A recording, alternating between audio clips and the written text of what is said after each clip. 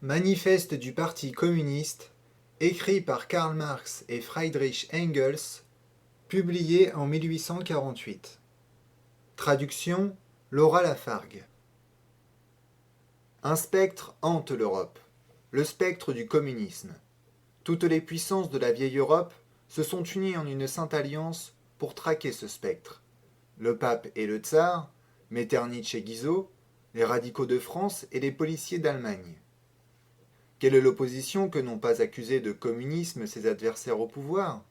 Quelle est l'opposition qui, à son tour, n'a pas relancé à ses adversaires de droite ou de gauche l'épithète flétrissante de communiste?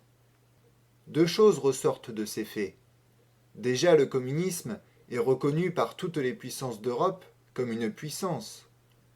Il est grand temps que les communistes exposent à la face du monde entier leur manière de voir, leurs buts et leurs tendances, qu'ils opposent au compte du spectre communiste un manifeste du parti.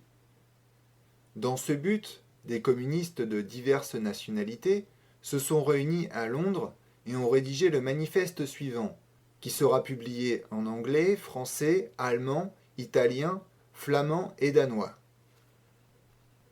Première partie, bourgeois et prolétaires. L'histoire de toute société jusqu'à nos jours n'a été que l'histoire des luttes de classe. Hommes libres et esclaves, patriciens et plébéiens, barons et serfs, maîtres de jurande et compagnons, en un mot, oppresseurs et opprimés, en opposition constante, ont mené une guerre ininterrompue, tantôt ouverte, tantôt dissimulée, une guerre qui finissait toujours, ou par une transformation révolutionnaire de la société tout entière, ou par la destruction des deux classes en lutte. Dans les premières époques historiques, nous constatons presque partout une division hiérarchique de la société, une échelle graduée de positions sociales. Dans la Rome antique, nous trouvons des patriciens, des chevaliers, des plébéiens et des esclaves. Au Moyen Âge, des seigneurs, des vassaux, des maîtres, des compagnons, des serfs, et dans chacune de ces classes, des gradations spéciales. La société bourgeoise moderne, élevée sur les ruines de la société féodale, n'a pas aboli les antagonismes de classe. Elle n'a fait que substituer aux anciennes de nouvelles classes, de nouvelles conditions d'oppression, de nouvelles formes de lutte. Cependant, le caractère distinctif de notre époque, de l'ère de la bourgeoisie, est d'avoir simplifié les antagonismes de classe. La société se divise de plus en plus en deux vastes camps opposés, en deux classes ennemies, la bourgeoisie et le prolétariat. Des serfs du Moyen Âge naquirent les éléments des premières communes. De cette population municipale sortirent les éléments constitutifs de la bourgeoisie. La découverte de l'Amérique, la circumnavigation de l'Afrique offrirent à la bourgeoisie naissante un nouveau champ d'action.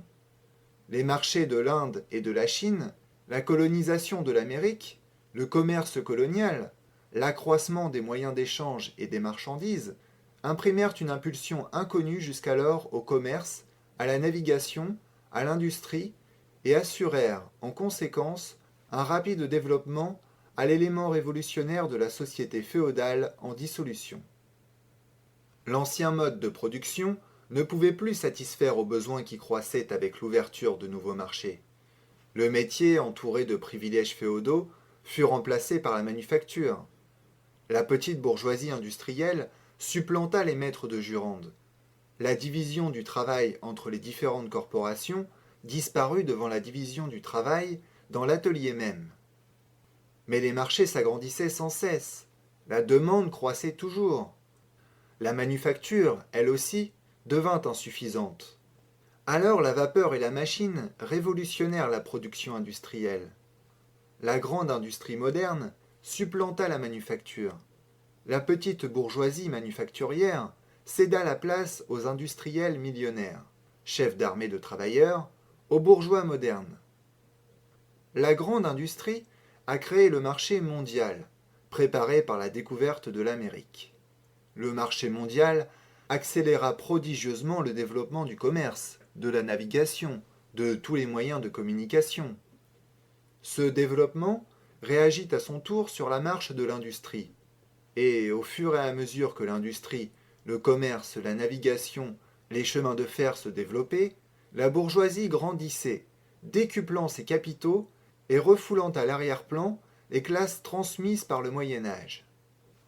La bourgeoisie, nous le voyons, est elle-même le produit d'un long développement, d'une série de révolutions dans les modes de production et de communication. Chaque étape de l'évolution parcourue par la bourgeoisie était accompagnée d'un progrès politique correspondant. État opprimé par le despotisme féodal, association se gouvernant elle-même dans la commune, ici république municipale, là tiers-état taxable de la monarchie, puis durant la période manufacturière, contrepoids de la noblesse dans les monarchies limitées ou absolues, pierre angulaire des grandes monarchies, la bourgeoisie, depuis l'établissement de la grande industrie et du marché mondial, s'est finalement emparée du pouvoir politique, à l'exclusion des autres classes, dans l'État représentatif moderne. Le gouvernement moderne n'est qu'un comité administratif des affaires de la classe bourgeoise. La bourgeoisie a joué dans l'histoire un rôle essentiellement révolutionnaire. Partout où elle a conquis le pouvoir, elle a foulé aux pieds les relations féodales, patriarcales et idylliques. Tous les liens multicolores qui unissaient l'homme féodal à ses supérieurs naturels, elle les a brisés sans pitié, pour ne laisser substituer d'autres liens entre l'homme et l'homme que le froid intérêt, que le dur argent comptant. Elle a noyé l'extase religieuse, l'enthousiasme chevaleresque, la sentimentalité du petit bourgeois dans les eaux glacées du calcul égoïste. Elle a fait de la dignité personnelle une simple valeur d'échange. Elle a substitué aux nombreuses libertés, si chèrement conquises, l'unique et impitoyable liberté du commerce.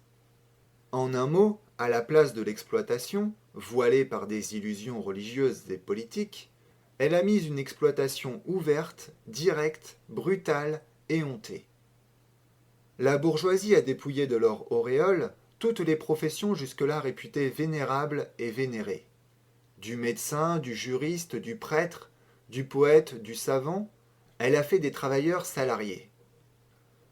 La bourgeoisie a déchiré le voile de sentimentalité qui recouvrait les relations de famille et les a réduites à n'être que de simples rapports d'argent. La bourgeoisie a démontré comment la brutale manifestation de la force au Moyen Âge, si admirée de la réaction, trouve son complément naturel dans la plus crasse paresse. C'est elle qui, la première, a prouvé ce que peut accomplir l'activité humaine. Elle a créé bien d'autres merveilles que les pyramides d'Égypte, les aqueducs romains, les cathédrales gothiques. Elle a conduit bien d'autres expéditions que les antiques migrations de peuples et les croisades. La bourgeoisie n'existe qu'à la condition de révolutionner constamment les instruments de travail, ce qui veut dire le mode de production, ce qui veut dire tous les rapports sociaux.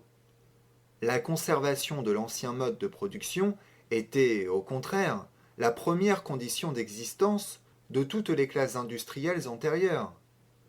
Ce bouleversement continuel des modes de production, ce constant ébranlement de tout le système social, cette agitation et cette insécurité perpétuelle distinguent l'époque bourgeoise de toutes les précédentes. Tous les rapports sociaux, traditionnels et figés, avec leur cortège de croyances et d'idées admises et vénérées, se dissolvent. Celles qui les remplacent deviennent surannées avant de se cristalliser. Tout ce qui était solide et stable est ébranlé, tout ce qui était sacré est profané.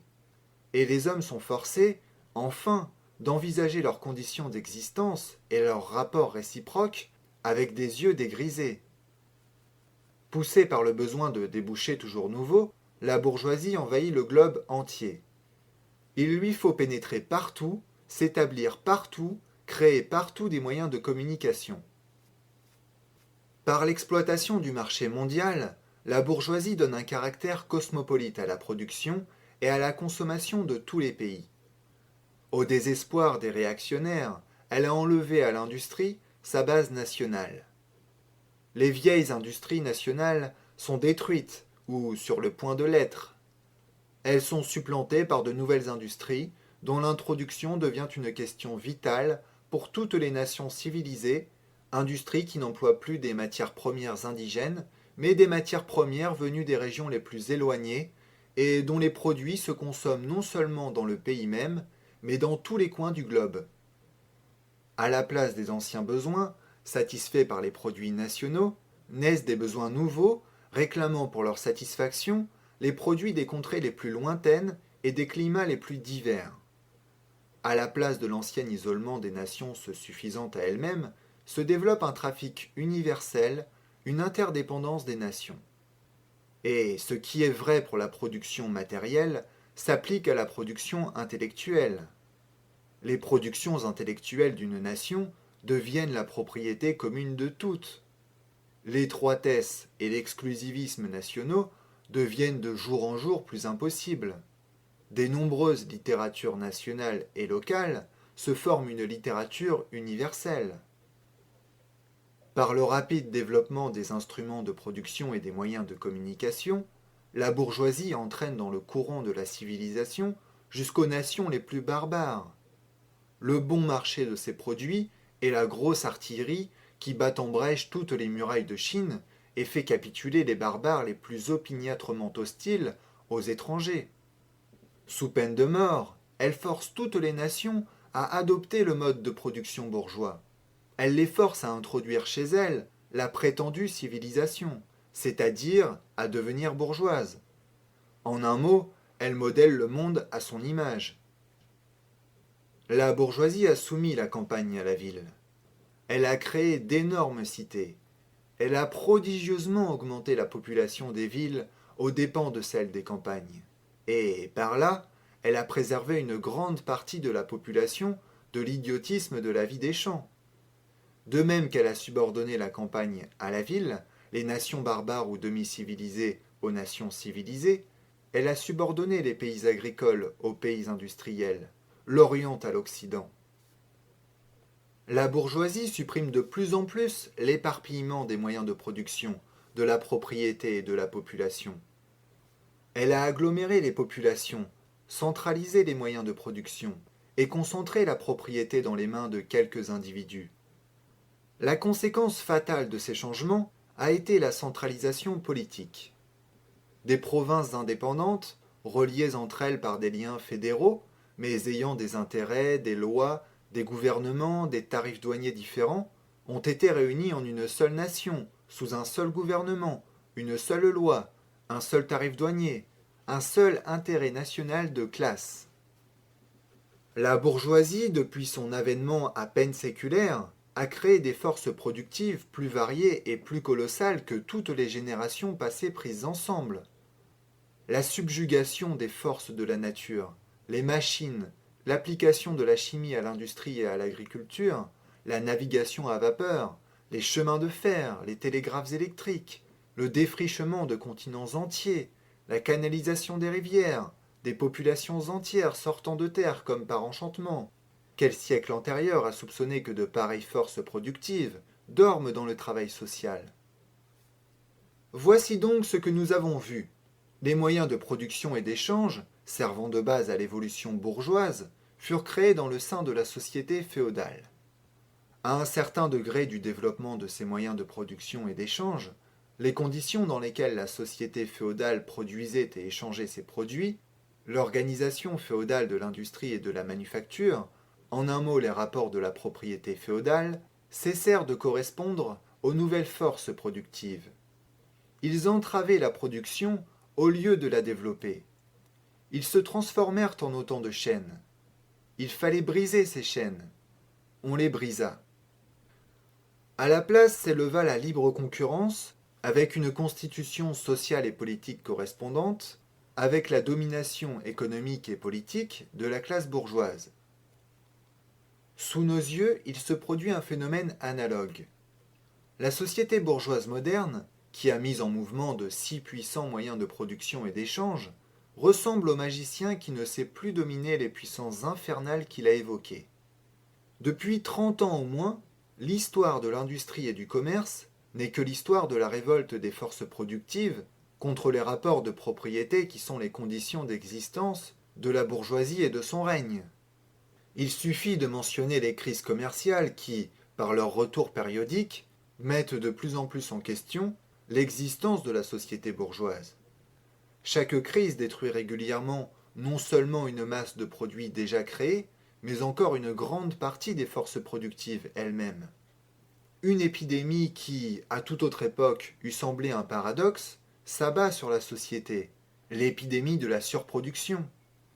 La société se trouve subitement rejetée dans un état de barbarie momentanée. On dirait qu'une famine, une guerre d'extermination, lui coupe tous les moyens de subsistance. L'industrie et le commerce semblent annihilés. Et pourquoi? Parce que la société a trop de civilisation, trop de moyens de subsistance, trop d'industrie, trop de commerce. Les forces productives dont elle dispose ne favorisent plus le développement des conditions de la propriété bourgeoise. Au contraire, elles sont devenues trop puissantes pour ces conditions qui se tournent en entrave. Et toutes les fois que les forces productives sociales s'affranchissent de ces entraves, elles précipitent dans le désordre la société tout entière et menacent l'existence de la propriété bourgeoise. Le système bourgeois est devenu trop étroit pour contenir les richesses créées dans son sein. Comment la bourgeoisie surmonte-t-elle ces crises? D'une part par la destruction forcée d'une masse de forces productives, d'autre part par la conquête de nouveaux marchés et l'exploitation plus parfaite des anciens. C'est-à-dire qu'elle prépare des crises plus générales et plus formidables et diminue les moyens de les prévenir. Les armes dont la bourgeoisie s'est servie pour abattre la féodalité se retournent aujourd'hui contre la bourgeoisie elle-même. Mais la bourgeoisie n'a pas seulement forgé les armes qui doivent lui donner la mort. Elle a produit aussi les hommes qui manieront ces armes, les ouvriers modernes, les prolétaires. Avec le développement de la bourgeoisie, c'est-à-dire du capital, se développe le prolétariat, la classe des ouvriers modernes qui ne vivent qu'à la condition de trouver du travail, et qui n'en trouvent plus dès que leur travail cesse d'agrandir le capital. Les ouvriers, contraints de se vendre au jour le jour, sont une marchandise comme tout autre article de commerce. Ils subissent par conséquent toutes les vicissitudes de la concurrence, toutes les fluctuations du marché. L'introduction des machines et la division du travail, dépouillant le travail de l'ouvrier de son caractère individuel, lui ont enlevé tout attrait. Le producteur devient un simple appendice de la machine. On exige de lui que l'opération la plus simple, la plus monotone, la plus vite apprise. Par conséquent, le coût de production de l'ouvrier se réduit à peu près aux moyens d'entretien dont il a besoin pour vivre et propager sa race. Or, le prix du travail, comme celui de toute marchandise, est égal au coût de sa production. Donc, plus le travail devient répugnant, plus les salaires baissent. Bien plus, la somme de travail s'accroît avec le développement de la machine et de la division du travail, soit par la prolongation de la journée de travail, soit par l'accélération du mouvement des machines, etc. L'industrie moderne a transformé le petit atelier de l'ancien patron patriarcal en la grande fabrique du bourgeois capitaliste. Des masses d'ouvriers, entassés dans la fabrique, sont organisés militairement. Traités comme des soldats industriels, ils sont placés sous la surveillance d'une hiérarchie complète de sous-officiers et d'officiers. Ils ne sont pas seulement les esclaves de la classe bourgeoise, du gouvernement bourgeois, mais encore, chaque jour, à chaque heure, les esclaves de la machine, du contremaître, et surtout du maître de la fabrique.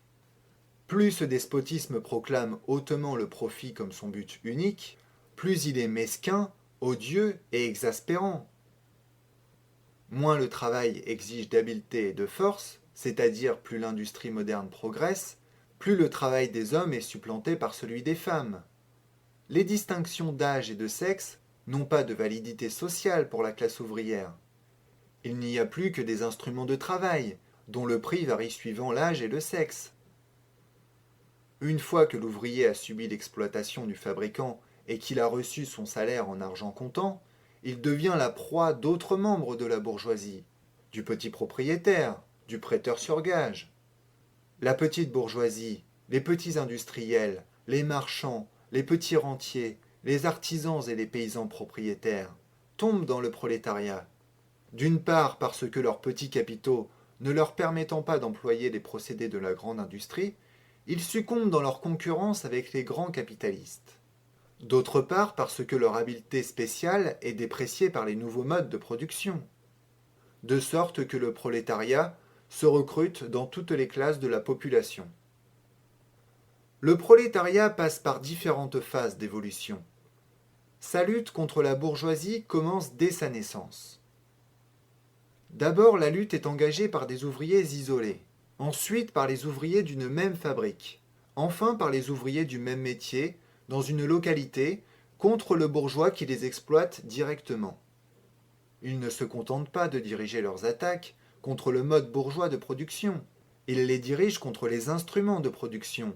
Ils détruisent les marchandises étrangères qui leur font concurrence, brisent les machines, brûlent les fabriques, et s'efforcent de reconquérir la position perdue de l'artisan du Moyen Âge. À ce moment du développement, le prolétariat forme une masse incohérente disséminée sur tout le pays et désunie par la concurrence. Si parfois les ouvriers s'unissent pour agir en masse compacte, cette action n'est pas encore le résultat de leur propre union, mais de celle de la bourgeoisie qui, pour atteindre ses fins politiques, doit mettre en branle le prolétariat tout entier, et qui, pour le moment, possède encore le pouvoir de le faire. Durant cette phase, les prolétaires ne combattent pas encore leurs propres ennemis, mais les ennemis de leurs ennemis, c'est-à-dire les restes de la monarchie absolue, les propriétaires fonciers, les bourgeois non industriels, les petits bourgeois. Tout le mouvement historique est de la sorte concentré entre les mains de la bourgeoisie. Toute victoire remportée dans ces conditions est une victoire bourgeoise. Or, l'industrie, en se développant, grossit non seulement le nombre des prolétaires, mais les concentre en masse plus considérables. Les prolétaires augmentent en force et prennent conscience de leur force. Les intérêts et les conditions d'existence des prolétaires s'égalisent de plus en plus, à mesure que la machine efface toute différence dans le travail, et presque partout réduit le salaire à un niveau également bas. La croissante concurrence des bourgeois entre eux et les crises commerciales qui en résultent rendent les salaires de plus en plus incertains. Le constant perfectionnement de la machine rend la position de l'ouvrier de plus en plus précaire. Les collisions individuelles entre l'ouvrier et le bourgeois prennent de plus en plus le caractère de collision entre deux classes. Les ouvriers commencent par se coaliser contre les bourgeois pour le maintien de leur salaire. Ils vont jusqu'à former des associations permanentes en prévision de ces luttes occasionnelles. Ça et là, la résistance éclate en émeute.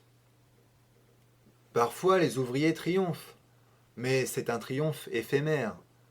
Le véritable résultat de leur lutte est moins le succès immédiat que la solidarité croissante des travailleurs. Cette solidarisation est facilitée par l'accroissement des moyens de communication, qui permettent aux ouvriers de localités différentes d'entrer en relation. Or, il suffit de cette mise en contact pour transformer les nombreuses luttes locales, qui partout revêtent le même caractère, en une lutte nationale, en une lutte de classe. Mais toute lutte de classe est une lutte politique. Et l'union que les bourgeois du Moyen Âge mettaient des siècles à établir avec leurs chemins vicinaux, les prolétaires modernes l'établissent en quelques années par les chemins de fer. L'organisation du prolétariat en classe, et par suite en parti politique, est sans cesse détruite par la concurrence que se font les ouvriers entre eux. Mais elle renaît toujours, et toujours plus forte, plus ferme, plus formidable. Elle profite des divisions intestines des bourgeois pour les obliger à donner une garantie locale à certains intérêts de la classe ouvrière. Par exemple, la loi de 10 heures de travail en Angleterre. En général, les collisions dans la vieille société favorisent de diverses manières le développement du prolétariat. La bourgeoisie vit dans un état de guerre perpétuelle, d'abord contre l'aristocratie, puis contre cette catégorie de la bourgeoisie dont les intérêts entrent en conflit avec les progrès de l'industrie, toujours, enfin, contre la bourgeoisie des pays étrangers. Dans toutes ces luttes, elle se voit forcée de faire appel au prolétariat, d'user de son concours et de l'entraîner dans le mouvement politique, en sorte que la bourgeoisie fournit aux prolétaires les éléments de sa propre éducation politique et sociale, c'est-à-dire des armes contre elles-mêmes. De plus, ainsi que nous venons de le voir, des fractions entières de la classe dominante sont précipitées dans le prolétariat, ou sont menacées tout au moins dans leurs conditions d'existence. Elles aussi apportent au prolétariat de nombreux éléments de progrès. Enfin, au moment où la lutte des classes approche de l'heure décisive, le processus de dissolution de la classe régnante, de la société tout entière, prend un caractère si violent et si âpre qu'une fraction de la classe régnante s'en détache et se rallie à la classe révolutionnaire, à la classe qui représente l'avenir. De même que, jadis, une partie de la noblesse se rangea du côté de la bourgeoisie, de nos jours, une partie de la bourgeoisie fait cause commune avec le prolétariat, notamment cette partie des idéologues bourgeois parvenus à l'intelligence théorique du mouvement historique dans son ensemble. De toutes les classes qui, à l'heure présente, se trouvent face à face avec la bourgeoisie, le prolétariat seul est une classe vraiment révolutionnaire. Les autres classes périclitent et périssent avec la grande industrie. Le prolétariat, au contraire, en est son produit tout spécial. La classe moyenne, les petits fabricants, les détaillants, les artisans, les paysans, combattent la bourgeoisie parce qu'elle compromet leur existence en tant que classe moyenne. Ils ne sont donc pas révolutionnaires, mais conservateurs. Qui plus est, ils sont réactionnaires. Ils demandent que l'histoire fasse machine arrière. S'ils agissent révolutionnairement, c'est par crainte de tomber dans le prolétariat. Ils défendent alors leurs intérêts futurs et non leurs intérêts actuels. Ils abandonnent leur propre point de vue pour se placer du point de vue du prolétariat. La voyoucratie des grandes villes, cette putréfaction passive, cette lie des plus basses couches de la société, est ça et là entraînée dans le mouvement par une révolution prolétarienne. Cependant, ces conditions de vie la prédisposeront plutôt à se vendre à la réaction. Les conditions d'existence de la vieille société sont déjà détruites dans les conditions d'existence du prolétariat. Le prolétaire est sans propriété. Ses relations de famille n'ont rien de commun avec celles de la famille bourgeoise. Le travail industriel moderne, qui implique l'asservissement de l'ouvrier par le capital, aussi bien en Angleterre qu'en France, qu'en Amérique, qu'en Allemagne, a dépouillé le prolétaire de tout caractère national. Les lois, la morale, la religion sont pour lui autant de préjugés bourgeois derrière lesquels se cachent autant d'intérêts bourgeois. Toutes les classes précédentes qui avaient conquis le pouvoir ont essayé de consolider leur situation acquise en soumettant la société à leur propre mode d'appropriation. Les prolétaires ne peuvent s'emparer des forces productives sociales qu'en abolissant leur propre mode d'appropriation, et, par suite, le mode d'appropriation en vigueur jusqu'à nos jours. Les prolétaires n'ont rien à eux à assurer. Ils ont, au contraire, à détruire toute garantie privée, toute sécurité privée existante. Tous les mouvements historiques ont été, jusqu'ici, des mouvements de minorité au profit de minorités. Le mouvement prolétarien est le mouvement spontané de l'immense majorité au profit de l'immense majorité. Le prolétariat, la dernière couche de la société actuelle, ne peut se relever, se redresser, sans faire sauter toutes les couches superposées qui constituent la société officielle. La lutte du prolétariat contre la bourgeoisie, bien qu'elle ne soit pas au fond une lutte nationale, en revêt cependant tout d'abord la forme. Il va sans dire que le prolétariat de chaque pays doit en finir, avant tout, avec sa propre bourgeoisie. En esquissant à grands traits les phases du développement prolétarien, nous avons décrit l'histoire de la guerre civile, plus ou moins occulte, qui travaille la société jusqu'à l'heure où cette guerre éclate en une révolution ouverte et où le prolétariat établit les bases de sa domination par le renversement violent de la bourgeoisie. Toutes les sociétés antérieures, nous l'avons vu, ont reposé sur l'antagonisme de la classe oppressive et de la classe opprimée. Mais pour opprimer une classe, il faut au moins pouvoir lui garantir les conditions d'existence qui lui permettent de vivre en esclave. Le serf, en pleine féodalité, parvenait à se faire membre de la commune. Le bourgeois embryonnaire du Moyen Âge atteignait la position de bourgeois sous le joug de l'absolutisme féodal. L'ouvrier moderne, au contraire, loin de s'élever avec le progrès de l'industrie, descend toujours plus bas, au-dessous même du niveau des conditions de sa propre classe. Le travailleur tombe dans le paupérisme, et le paupérisme s'accroît plus rapidement encore que la population et la richesse. Il est donc manifeste que la bourgeoisie est incapable de remplir le rôle de classe régnante et d'imposer à la société, comme loi suprême, les conditions d'existence de sa classe. Elle ne peut régner, parce qu'elle ne peut plus assurer l'existence à son esclave, même dans les conditions de son esclavage, parce qu'elle est obligée de le laisser tomber dans une situation telle qu'elle doit le nourrir au lieu de s'en faire nourrir. La société ne peut plus exister sous sa domination, ce qui revient à dire que son existence est désormais incompatible avec celle de la société. La condition essentielle d'existence et de suprématie pour la classe bourgeoise est l'accumulation de la richesse dans des mains privées, la formation et l'accroissement du capital. La condition du capital est le salariat. Le salariat repose exclusivement sur la concurrence des ouvriers entre eux.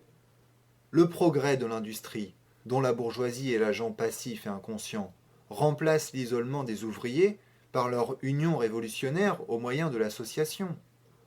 Le développement de la grande industrie sape, sous les pieds de la bourgeoisie, le terrain même sur lequel elle a établi son système de production et d'appropriation. La bourgeoisie produit avant tout ses propres fossoyeurs. Sa chute et la victoire du prolétariat sont également inévitables. Deuxième partie, prolétaires et communistes. Quelle est la position des communistes vis-à-vis des prolétaires pris en masse? Les communistes ne forment pas un parti distinct opposé aux autres partis ouvriers. Ils n'ont point d'intérêt qui les sépare du prolétariat en général. Ils ne proclament pas de principes sectaires sur lesquels ils voudraient modeler le mouvement ouvrier. Les communistes ne se distinguent des autres partis ouvriers que sur deux points. Dans les différentes luttes nationales des prolétaires, ils mettent en avant et font valoir les intérêts communs du prolétariat. Dans les différentes phases évolutives de la lutte entre prolétaires et bourgeois, ils représentent toujours et partout les intérêts du mouvement général. Pratiquement, les communistes sont donc la section la plus résolue, la plus avancée de chaque pays, la section qui anime toutes les autres. Théoriquement, ils ont sur le reste du prolétariat l'avantage d'une intelligence nette des conditions, de la marche et des fins générales du mouvement prolétarien. Le but immédiat des communistes est le même que celui de toutes les fractions du prolétariat. Organisation des prolétaires en partis de classe, destruction de la suprématie bourgeoise, conquête du pouvoir politique par le prolétariat. Les propositions théoriques des communistes ne reposent nullement sur des idées et des principes inventés ou découverts par tel ou tel réformateur du monde. Elles ne sont que l'expression, en termes généraux, des conditions réelles d'une lutte de classe existante, d'un mouvement historique évoluant sous nos yeux. L'abolition d'une forme donnée de la propriété n'est pas le caractère distinctif du communisme. La propriété a subi de constants changements, de continuelles transformations historiques. La Révolution française, par exemple, abolit la propriété féodale en faveur de la propriété bourgeoise. Le caractère distinctif du communisme n'est pas l'abolition de la propriété en général, mais l'abolition de la propriété bourgeoise. Or, la propriété privée, la propriété bourgeoise moderne, est la dernière et la plus parfaite expression du mode de production et d'appropriation basé sur les antagonismes de classe, sur l'exploitation des uns par les autres. En ce sens, les communistes peuvent résumer leur théorie dans cette proposition unique: abolition de la propriété privée. On nous a reproché, à nous autres communistes, de vouloir abolir la propriété personnelle, péniblement acquise par le travail, propriété que l'on déclare être la base de toute liberté, de toute activité, de toute indépendance individuelle. La propriété personnelle, fruit du travail d'un homme. Veut-on parler de la propriété du petit bourgeois, du petit paysan, forme de propriété antérieure à la propriété bourgeoise? Nous n'avons que faire de l'abolir. Le progrès de l'industrie l'a aboli, ou est en train de l'abolir. Ou bien veut-on parler de la propriété privée, de la propriété bourgeoise moderne? Est-ce que le travail salarié crée de la propriété pour le prolétaire? Nullement. Il crée le capital, c'est-à-dire la propriété qui exploite le travail salarié, et qui ne peut s'accroître qu'à la condition de produire du nouveau travail salarié, afin de l'exploiter de nouveau. Dans sa forme présente, la propriété se meut entre les deux termes antinomiques, capital et travail. Examinons les deux côtés de cet antagonisme. Être capitaliste signifie occuper non seulement une position personnelle, mais encore une position sociale dans le système de la production. Le capital est un produit collectif. Il ne peut être mis en mouvement que par les efforts combinés de beaucoup de membres de la société, et même, en dernière analyse, que par les efforts combinés de tous les membres de la société. Le capital n'est donc pas une force personnelle, il est une force sociale. Dès lors, quand le capital est transformé en propriété commune, appartenant à tous les membres de la société, ce n'est pas là une propriété personnelle transformée en propriété sociale. Il n'y a que le caractère social de la propriété qui soit transformé. Elle perd son caractère de propriété de classe. Arrivons au travail salarié. Le prix moyen du travail salarié est le minimum du salaire, c'est-à-dire la somme des moyens d'existence dont l'ouvrier a besoin pour vivre en ouvrier. Par conséquent, ce que l'ouvrier s'approprie par son activité est tout juste ce qui lui est nécessaire pour entretenir une maigre existence et pour se reproduire.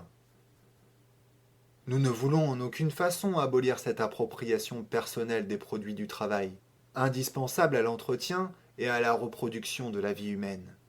Cette appropriation ne laissant aucun profit net qui donne du pouvoir sur le travail d'autrui. Ce que nous voulons, c'est supprimer ce triste mode d'appropriation qui fait que l'ouvrier ne vit que pour accroître le capital, et ne vit que juste autant que l'exigent les intérêts de la classe régnante. Dans la société bourgeoise, le travail vivant n'est qu'un moyen d'accroître le travail accumulé. Dans la société communiste, le travail accumulé n'est qu'un moyen d'élargir, d'enrichir et d'embellir l'existence. Dans la société bourgeoise, le passé domine le présent. Dans la société communiste, c'est le présent qui domine le passé. Dans la société bourgeoise, le capital est indépendant et personnel, tandis que l'individu agissant est dépendant et privé de personnalité. C'est l'abolition d'un pareil état de choses que la bourgeoisie flétrit, comme l'abolition de l'individualité et de la liberté. Et avec juste raison, car il s'agit effectivement de l'abolition de l'individualité, de l'indépendance et de la liberté bourgeoise. Par liberté dans les conditions actuelles de la production bourgeoise, on entend la liberté du commerce, du libre-échange. Mais avec le trafic libre disparaît. Au reste, tous les grands mots sur le libre-échange, de même que toutes les forfanteries libérales de nos bourgeois, n'ont un sens que par contraste au commerce entravé, aux bourgeois asservis du Moyen-Âge. Ils n'ont aucun sens lorsqu'il s'agit de l'abolition, par les communistes, du trafic, des rapports de la production bourgeoise et de la bourgeoisie elle-même. Vous êtes saisis d'horreur parce que nous voulons abolir la propriété privée. Mais dans votre société, la propriété privée est abolie pour les 9/10 de ses membres. C'est précisément parce qu'elle n'existe pas pour ces 9/10 qu'elle existe pour vous. Vous nous reprochez donc de vouloir abolir une forme de propriété qui ne peut se constituer qu'à la condition de priver l'immense majorité de la société de toute propriété. En un mot, vous nous accusez de vouloir abolir votre propriété à vous. En vérité, c'est bien là notre intention. Dès que le travail ne peut plus être converti en capital, en argent, en propriété foncière, bref, en pouvoir social capable d'être monopolisé, c'est-à-dire dès que la propriété individuelle ne peut plus se transformer en propriété bourgeoise, vous déclarez que l'individualité est supprimée. Vous avouez donc que lorsque vous parlez de l'individu, vous n'entendez parler que du bourgeois. Et cet individu-là, sans contredit, doit être supprimé. Le communisme n'enlève à personne le pouvoir de s'approprier sa part des produits sociaux. Il note que le pouvoir d'assujettir, à l'aide de cette appropriation, le travail d'autrui. On a objecté encore qu'avec l'abolition de la propriété privée, toute activité cesserait, qu'une paresse générale s'emparerait du monde. Si cela était, il y a beau jour que la société bourgeoise aurait succombé à la fainéantise, puisque ceux qui y travaillent ne gagnent pas et que ceux qui y gagnent ne travaillent pas. Toute l'objection serait due à cette tautologie, qu'il n'y a plus de travail salarié, là où il n'y a plus de capital. Les accusations portées contre le mode communiste de production et d'appropriation des produits matériels ont été également portées contre la production et l'appropriation intellectuelle.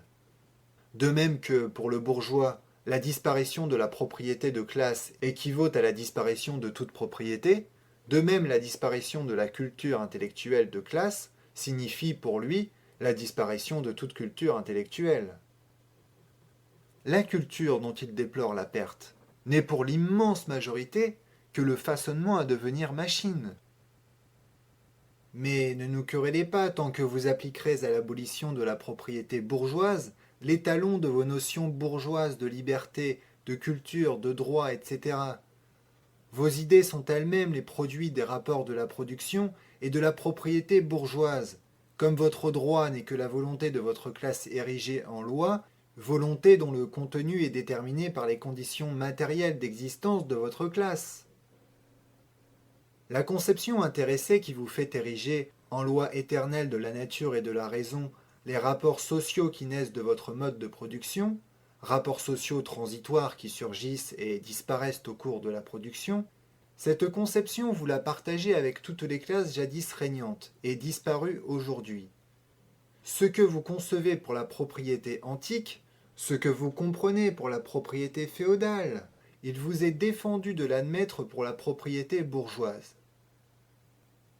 Vouloir abolir la famille, jusqu'aux plus radicaux qui s'indignent de cet infâme dessein des communistes.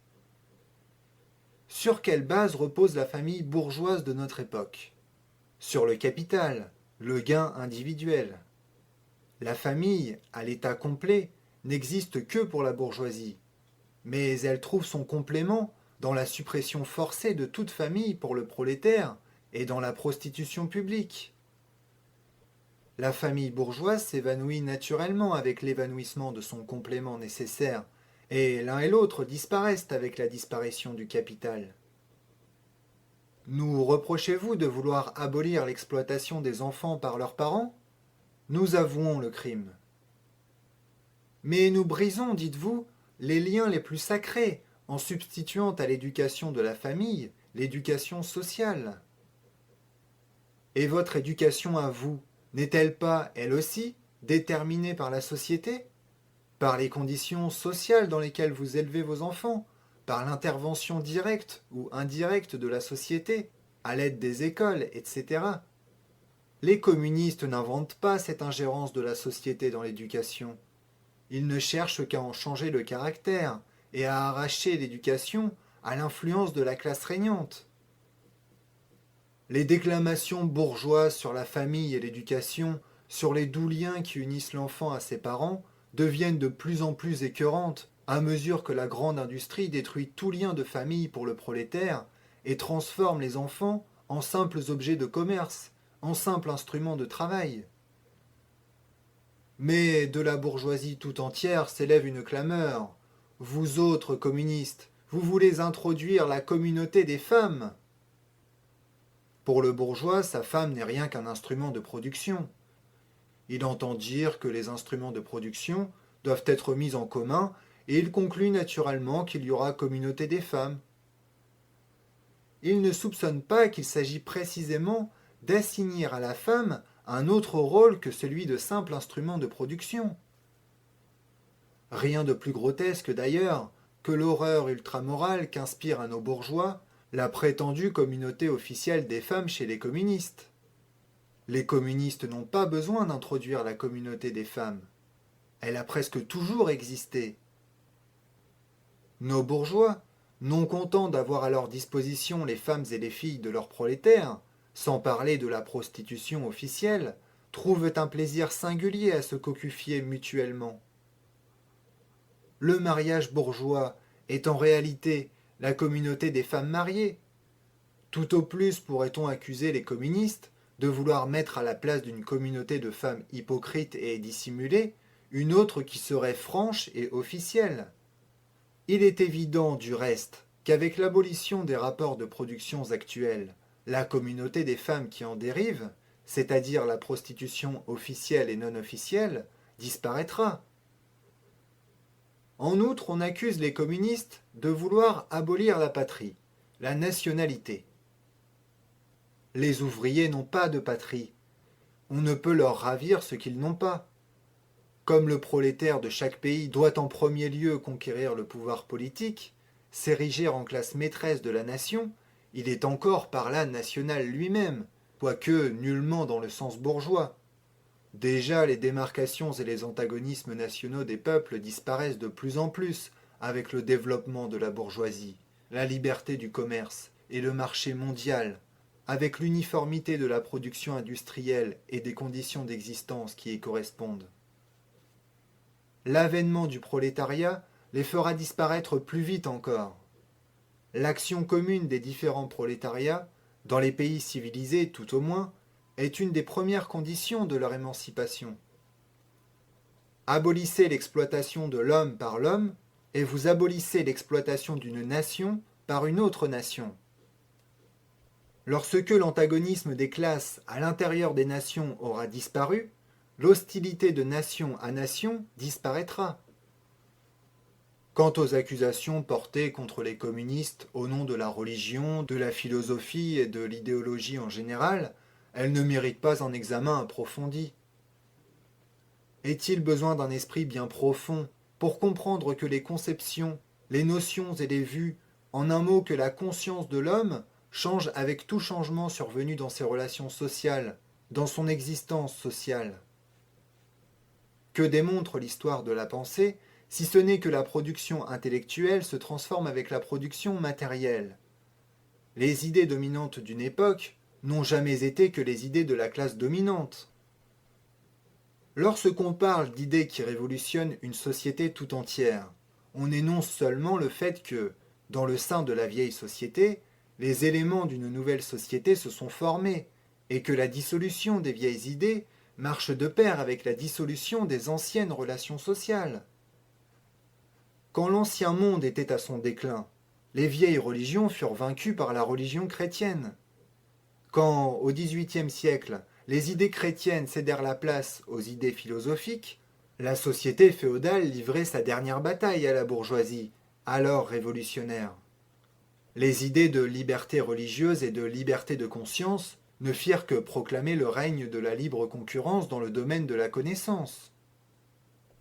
Sans doute, dira-t-on, les idées religieuses, morales, philosophiques, politiques et juridiques se sont modifiées au cours du développement historique. Mais la religion, la morale, la philosophie se maintenaient toujours à travers ces transformations. Il y a de plus des vérités éternelles, telles que la liberté, la justice, etc., qui sont communes à toutes les conditions sociales.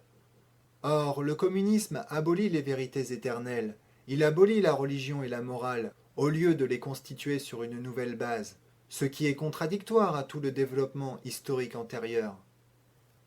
À quoi se réduit cette objection? L'histoire de toute société se résume dans le développement des antagonismes des classes. Antagonismes qui ont revêtu des formes différentes à de différentes époques. Mais quelle qu'ait été la forme revêtue par ces antagonismes, l'exploitation d'une partie de la société par l'autre est un fait commun à tous les siècles antérieurs. Donc rien d'étonnant à ce que la conscience sociale de tous les âges, en dépit de toute divergence et de toute diversité, se soient toujours mus dans certaines formes communes, dans des formes de conscience qui ne se dissoudront complètement qu'avec l'entière disparition de l'antagonisme des classes. La révolution communiste est la rupture la plus radicale avec les rapports de propriété traditionnels. Rien d'étonnant à ce que, dans le cours de son développement, elle rompe de la façon la plus radicale avec les vieilles idées traditionnelles. Cependant, laissons là les objections faites par la bourgeoisie au communisme. Ainsi que nous l'avons vu plus haut, la première étape dans la révolution ouvrière est la constitution du prolétariat en classe régnante, la conquête du pouvoir public par la démocratie.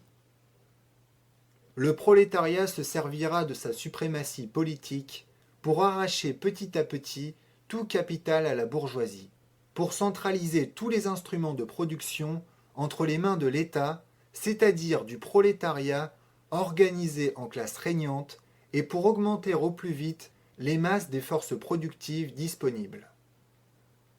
Ceci, naturellement, ne pourra s'accomplir, au début, que par une violation despotique des droits de propriété et des rapports de production bourgeoise, c'est-à-dire par des mesures qui, au point de vue économique, paraîtront insuffisantes et insoutenables, mais qui, au cours du mouvement, se dépassent elles-mêmes et sont indispensables comme moyen de révolutionner le mode de production tout entier. Ces mesures, bien entendu, seront différentes dans les différents pays. Cependant, pour les pays les plus avancés, les mesures suivantes pourront assez généralement être applicables. Premièrement, expropriation de la propriété foncière et confiscation de la rente foncière au profit de l'État. Deuxièmement, impôt fortement progressif. Troisièmement, abolition de l'héritage. Quatrièmement, confiscation de la propriété de tous les émigrants et de tous les rebelles. Cinquièmement, centralisation du crédit dans les mains de l'État au moyen d'une banque nationale avec capital de l'État et avec le monopole exclusif. Sixièmement, centralisation dans les mains de l'État de tous les moyens de transport. Septièmement, augmentation des manufactures nationales et des instruments de production. Défrichement des terrains incultes et amélioration des terres cultivées d'après un système général. Huitièmement, travail obligatoire pour tous. Organisation d'armées industrielles, particulièrement pour l'agriculture. Neuvièmement, combinaison du travail agricole et industriel. Mesure tendant à faire disparaître la distinction entre ville et campagne. Dixièmement, éducation publique et gratuite de tous les enfants. Abolition du travail des enfants dans les fabriques tel qu'il est pratiqué aujourd'hui. Combinaison de l'éducation avec la production matérielle, etc. Les antagonismes des classes une fois disparus dans le cours du développement, et toute la production concentrée dans les mains des individus associés, le pouvoir public perd son caractère politique. Le pouvoir politique, à proprement parler, est le pouvoir organisé d'une classe pour l'oppression d'une autre. Si le prolétariat, dans sa lutte contre la bourgeoisie, se constitue forcément en classe, s'il s'érige par une révolution en classe régnante, et, comme classe régnante, détruit violemment les anciens rapports de production, il détruit, en même temps que ces rapports de production, les conditions d'existence de l'antagonisme des classes. Il détruit les classes en général, et, par là, sa propre domination comme classe. À la place de l'ancienne société bourgeoise, avec ses classes et ses antagonismes de classe, surgit une association où le libre développement de chacun est la condition du libre développement pour tous. Troisième partie, littérature socialiste et communiste. Grand 1, le socialisme réactionnaire. Petit a, le socialisme féodal. Par leur position historique, les aristocraties françaises et anglaises se trouvèrent appelées à lancer des libelles contre la société bourgeoise. Dans la Révolution française de 1830, dans le mouvement réformiste anglais, elles avaient succombé une fois de plus sous les coups du parvenu abhorré. Pour elle, il ne pouvait plus désormais être question d'une lutte politique sérieuse. Il ne leur restait plus que la lutte littéraire. Or, dans le domaine littéraire aussi, la vieille phraséologie de la Restauration était devenue impossible. Pour se créer des sympathies, il fallait que l'aristocratie fît semblant de perdre de vue ses intérêts propres et qu'elle dressât son acte d'accusation contre la bourgeoisie, dans le seul intérêt de la classe ouvrière exploitée. Elle se ménagea de la sorte la satisfaction de faire des chansons satiriques sur son nouveau maître et de fredonner à ses oreilles des prophéties grosses de malheur. Ainsi naquit le socialisme féodal, mélange de jérémiades et de paquinades, d'échos du passé et de vagissements de l'avenir. Si parfois sa critique mordante et spirituelle frappa au cœur de la bourgeoisie, son impuissance absolue à comprendre la marche de l'histoire moderne finit toujours par le rendre ridicule. En guise de drapeau, ces messieurs arboraient la besace du mendiant afin d'attirer à eux le peuple. Mais dès que le peuple accourut, il aperçut leur derrière orné du vieux blason féodal et se dispersa avec de grands et révérencieux éclats de rire. Une partie des légitimistes français et la jeune Angleterre ont donné au monde ce réjouissant spectacle. Quand les champions de la féodalité démontrent que le mode d'exploitation de la féodalité était autre que celui de la bourgeoisie, ils n'oublient qu'une chose, c'est qu'elle exploitait dans des conditions tout à fait différentes, et aujourd'hui surannées. Quand ils font remarquer que, sous leur règne, le prolétariat moderne n'existait pas, ils oublient que la bourgeoisie est précisément un rejeton fatal de la société féodale. Ils cachent si peu d'ailleurs le caractère réactionnaire de leur critique que leur principal chef d'accusation contre la bourgeoisie est justement d'avoir créé, sous son régime, une classe qui fera sauter tout l'ancien ordre social. Aussi n'est-ce pas tant d'avoir produit un prolétariat qu'ils imputent à crime à la bourgeoisie, que d'avoir produit un prolétariat révolutionnaire. Dans la lutte politique, ils prennent donc une part active à toutes les mesures violentes contre la classe ouvrière. Et dans la vie de tous les jours, ils savent, en dépit de leur phraséologie boursouflée, s'abaisser pour ramasser les fruits d'or qui tombent de l'arbre de l'industrie, et troquer toutes les vertus chevaleresques, l'honneur, l'amour et la fidélité, contre la haine, le sucre de betterave et l'eau-de-vie. De même que le prêtre et le seigneur féodal marchèrent jadis la main dans la main, voyons-nous aujourd'hui le socialisme clérical marcher côte à côte avec le socialisme féodal. Rien n'est plus facile que de recouvrir d'un vernis de socialisme l'ascétisme chrétien. Le christianisme, lui aussi, ne s'est-il pas élevé contre la propriété privée, le mariage, l'État? Et, à leur place, n'a-t-il pas prêché la charité et les guenilles, le célibat et la mortification de la chair, la vie monastique et l'Église? Le socialisme chrétien n'est que de l'eau bénite avec laquelle le prêtre consacre le mécontentement de l'aristocratie. Petit b, le socialisme des petits bourgeois. L'aristocratie féodale n'est pas la seule classe ruinée par la bourgeoisie.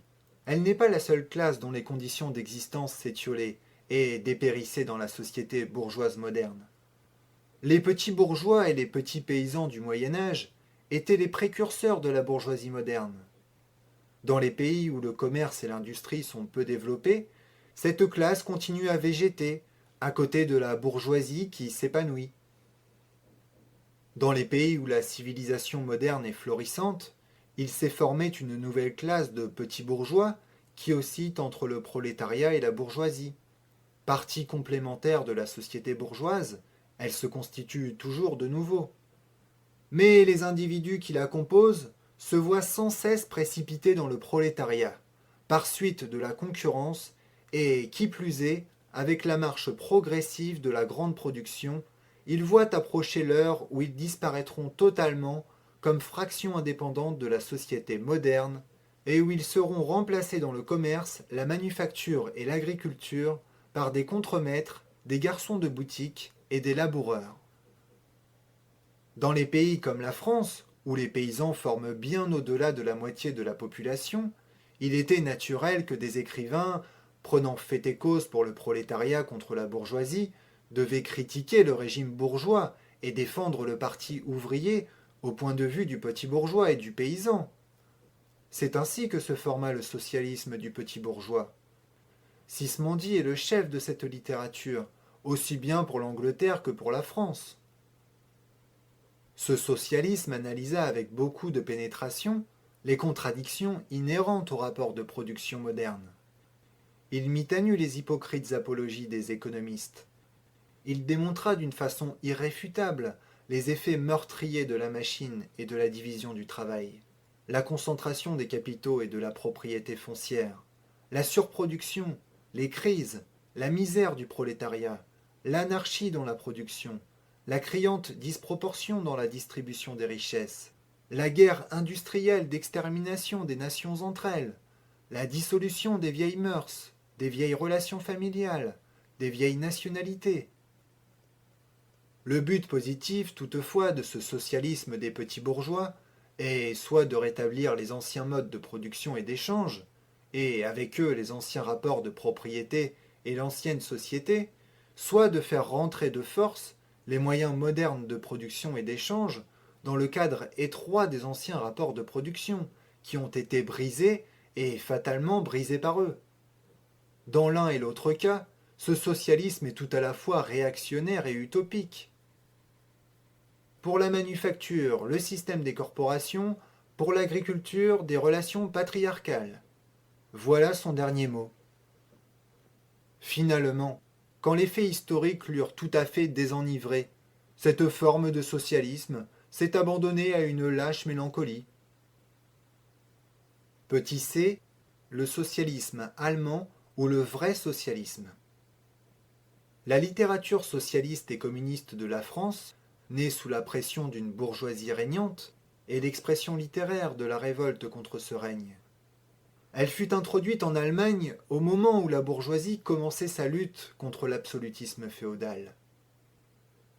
Des philosophes, des demi-philosophes et des beaux esprits allemands se jetèrent avidement sur cette littérature, mais ils oublièrent qu'avec l'importation de la littérature française en Allemagne, il n'y avait pas eu en même temps importation des conditions sociales de la France. Par rapport aux conditions allemandes, la littérature française perdit toute signification pratique immédiate et prit un caractère purement littéraire. Elle ne devait plus paraître qu'une spéculation oiseuse sur la réalisation de la nature humaine. C'est ainsi que pour les philosophes allemands du XVIIIe siècle, les revendications de la première Révolution française n'étaient que les revendications de la raison pratique, en général, et la manifestation de la volonté des bourgeois révolutionnaires de la France ne signifiait, à leurs yeux, que la manifestation des lois de la volonté pure, de la volonté telle qu'elle doit être, de la véritable volonté humaine. Le travail des gens de lettres allemands se bornait à mettre d'accord les idées françaises avec leur vieille conscience philosophique, ou plutôt à s'approprier les idées françaises en les accommodant à leur point de vue philosophique. Ils se les approprièrent comme on s'assimile une langue étrangère par la traduction. On sait comment les moines superposèrent aux manuscrits des auteurs classiques du paganisme les absurdes légendes des saints catholiques. Les gens de lettres allemands agirent en sens inverse à l'égard de la littérature française. Ils glissèrent leur non-sens sous l'original français. Par exemple, sous la critique française des fonctions économiques de l'argent, ils écrivirent aliénation de l'être humain. Sous la critique française de l'État bourgeois, ils écrivirent élimination de la catégorie de l'universalité abstraite, et ainsi de suite.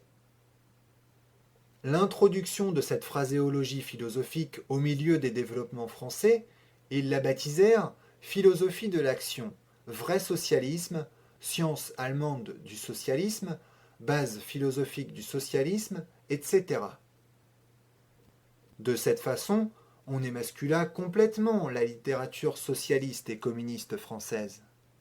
Et parce qu'elle cessa entre les mains des Allemands d'être l'expression de la lutte d'une classe contre une autre, ceux-ci se félicitèrent de s'être élevés au-dessus de l'étroitesse française et d'avoir défendu non pas de vrais besoins, mais le besoin du vrai. D'avoir défendu non pas les intérêts du prolétaire, mais les intérêts de l'être humain, de l'homme en général, de l'homme qui n'appartient à aucune classe ni à aucune réalité, et qui n'existe que dans le ciel embrumé de la fantaisie philosophique. Ce socialisme allemand, qui prenait si solennellement au sérieux ces maladroits exercices d'écolier et qui les tambourinait à la façon des saltimbanques, perdit cependant peu à peu son innocence de pédant.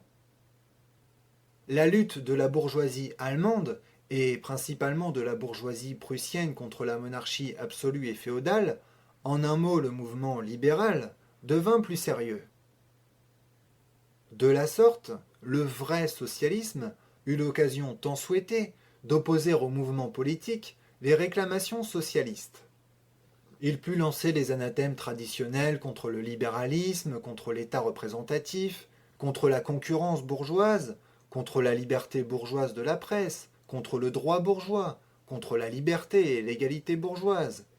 Il put prêcher aux masses qu'elles n'avaient rien à gagner, mais au contraire tout à perdre à ce mouvement bourgeois. Le socialisme allemand oublia, bien à propos, que la critique française dont il était le niais écho présupposait la société bourgeoise moderne, avec les conditions matérielles d'existence qui y correspondent, et une constitution politique conforme, chose précisément que, pour l'Allemagne, il s'agissait encore de conquérir. Pour les gouvernements absolus, avec leur cortège de prêtres, de pédagogues, de hobereaux et de bureaucrates, ce socialisme servit d'épouvantail pour faire peur à la bourgeoisie qui se dressait menaçante. Il compléta par son hypocrisie doucereuse les amers coups de fouet et les balles que ces mêmes gouvernements administrèrent aux ouvriers allemands qui se soulevaient. Si le vrai socialisme devint ainsi une arme entre les mains des gouvernements, il représentait directement, en outre, l'intérêt réactionnaire, l'intérêt du petit bourgeois. La classe des petits bourgeois, léguée par le XVIe siècle, et depuis lors sans cesse renaissante sous des formes diverses, constitue pour l'Allemagne la vraie base sociale de l'état de choses existant. La maintenir, c'est maintenir les conditions allemandes actuelles. La suprématie industrielle et politique de la bourgeoisie menace cette classe de destruction certaine, par la concentration des capitaux d'une part, et par le développement d'un prolétariat révolutionnaire d'autre part. Le vrai socialisme devait tuer d'une pierre ces deux oiseaux. Il se propagea comme une épidémie. Le vêtement tissé avec les fils immatériels de la spéculation, brodé de fleurs, de rhétorique et tout saturé d'une rosée sentimentale, ce vêtement transcendant, dans lequel les socialistes allemands enveloppèrent leurs quelques maigres vérités éternelles, ne fit qu'activer la vente de leurs marchandises auprès d'un pareil public. De son côté, le socialisme allemand comprit de mieux en mieux que c'était sa vocation d'être le représentant pompeux de cette petite bourgeoisie. Il proclama la nation allemande la nation normale et le philistin allemand l'homme normal. À toutes les infamies de cet homme normal, il donna un sens occulte, un sens supérieur et socialiste, qui les faisait tout le contraire de ce qu'elles étaient. Il alla jusqu'au bout, en s'élevant contre la tendance brutalement destructive du communisme, et en déclarant que, impartial, il planait au-dessus de toutes les luttes de classe. À quelques exceptions près, les publications soi-disant socialistes et communistes qui circulent en Allemagne, en 1847, appartiennent à cette sale et énervante littérature. Grand 2. Le socialisme conservateur et bourgeois. Une partie de la bourgeoisie cherche à porter remède aux maux sociaux dans le but d'assurer l'existence de la société bourgeoise. Dans cette catégorie se rangent les économistes, les philanthropes, les humanitaires, les améliorateurs du sort de la classe ouvrière, les organisateurs de la bienfaisance, les protecteurs des animaux, les fondateurs des sociétés de tempérance, les réformateurs en chambre de tout acabit. Et l'on est allé jusqu'à élaborer ce socialisme bourgeois en système complet. Citons comme exemple la philosophie de la misère de Proudhon. Les socialistes bourgeois veulent les conditions de vie de la société moderne sans les luttes et les dangers qui en dérivent fatalement. Ils veulent la société actuelle, mais avec élimination des éléments qui la révolutionnent et la dissolvent. Ils veulent la bourgeoisie sans le prolétariat. La bourgeoisie, comme de juste, se représente le monde où elle domine comme le meilleur des mondes possibles. Le socialisme bourgeois élabore cette représentation consolante en système ou en demi-système.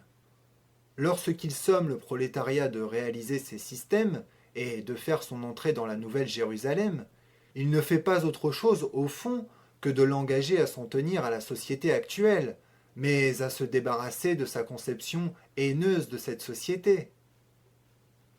Une autre forme de ce socialisme, moins systématique mais plus pratique, essaya de dégoûter les ouvriers de tout mouvement révolutionnaire en leur démontrant que ce n'était pas tel ou tel changement politique, mais seulement une transformation des rapports de la vie matérielle et des conditions économiques qui pouvaient leur profiter. Notez que, par transformation des rapports matériels de la société, ce socialisme n'entend pas parler de l'abolition des rapports de production bourgeois, mais uniquement de réformes administratives s'accomplissant sur la base même de la production bourgeoise, qui par conséquent n'affectent pas les relations du capital et du salariat, et qui, dans les meilleurs cas, ne font que diminuer les frais et simplifier le travail administratif du gouvernement bourgeois. Le socialisme bourgeois n'atteint son expression adéquate que lorsqu'il devient une simple figure de rhétorique. Libre-échange dans l'intérêt de la classe ouvrière, droit protecteur dans l'intérêt de la classe ouvrière, prison cellulaire dans l'intérêt de la classe ouvrière. Voilà son dernier mot, le seul mot dit sérieusement par le socialisme bourgeois. Car le socialisme bourgeois tient tout entier dans cette phrase. Les bourgeois sont des bourgeois dans l'intérêt de la classe ouvrière. Grand 3. Socialisme et communisme critico-utopique. Il ne s'agit pas ici de la littérature qui, dans toutes les grandes révolutions modernes, a formulé les revendications du prolétariat, les écrits de Babeuf, etc. Les premières tentatives directes du prolétariat pour faire prévaloir ses propres intérêts de classe, faites en un temps d'effervescence générale, pendant la période du renversement de la société féodale, échouèrent nécessairement aussi bien à cause de l'état embryonnaire du prolétariat lui-même qu'à cause de l'absence des conditions matérielles de son émancipation, conditions qui ne pouvaient être produites que sous l'ère bourgeoise. La littérature révolutionnaire, qui accompagnait ces premiers mouvements du prolétariat, eut forcément un caractère réactionnaire. Elle préconise un ascétisme général et un grossier égalitarisme.